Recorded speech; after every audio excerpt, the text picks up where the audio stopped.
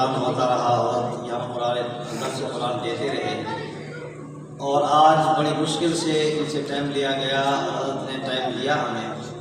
اللہ پاک ان کی عمر میں، علم میں، عمل میں برکت عطا فرمائے۔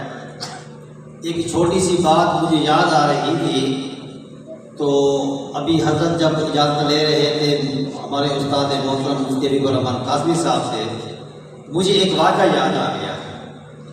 تھوڑے سے وقفے کے اندر میں انشاءاللہ تعالیٰ اس کو پورا کروں گا، اور امید ہے کہ انشاءاللہ آپ کے لیے بڑا فائدہ مند بھی ہوگا۔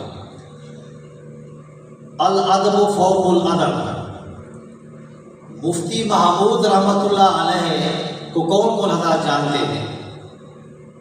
مفتی محمود کو کون جانتا ہے؟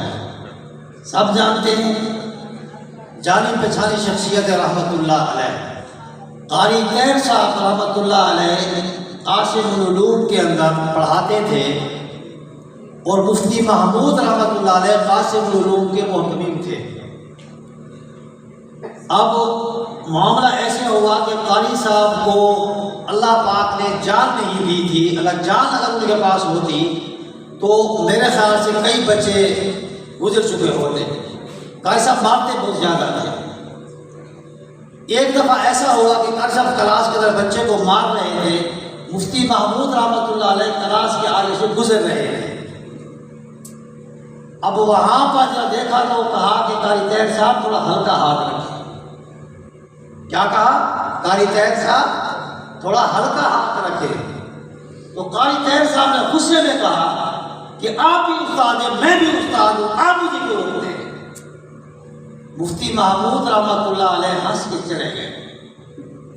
بات آئی گئی ہو گئی۔ کچھ دنوں کے بعد مفتی صاحب نے فرمایا کہ میں تمام اساتذہ ہیں جتنے، میری چائے پہ دعوت ہے، میں تمام اساتذہ کی چائے پہ دعوت کرتا ہوں، عصر کی نماز کے بعد تمام اساتذہ چائے کے لیے تشریف لائیں۔ اب سارے استاد اکٹھے ہو گئے۔ اب مفتی صاحب نے وہ بات چھیڑ دی، کہا کہ بھئی میں گزر رہا تھا اور قاری طاہر صاحب بچے کو مار رہے تھے، میں نے یہ کہا، قاری طاہر صاحب نے یہ مجھے الفاظ کہے، میں تمام اساتذہ کے سامنے میں قاری طاہر صاحب سے معافی مانگتا ہوں کہ میں نے ان کو الفاظ، میرے الفاظ ان کو برے لگے۔ قاری طاہر صاحب رحمۃ اللہ علیہ زندگی ساری فرمایا کہ جب تک میں قاسم العلوم کے اندر رہا اور مفتی صاحب مدرسے کے محتمم تھے، میں مفتی صاحب کو اپنا باپ سمجھتا رہا۔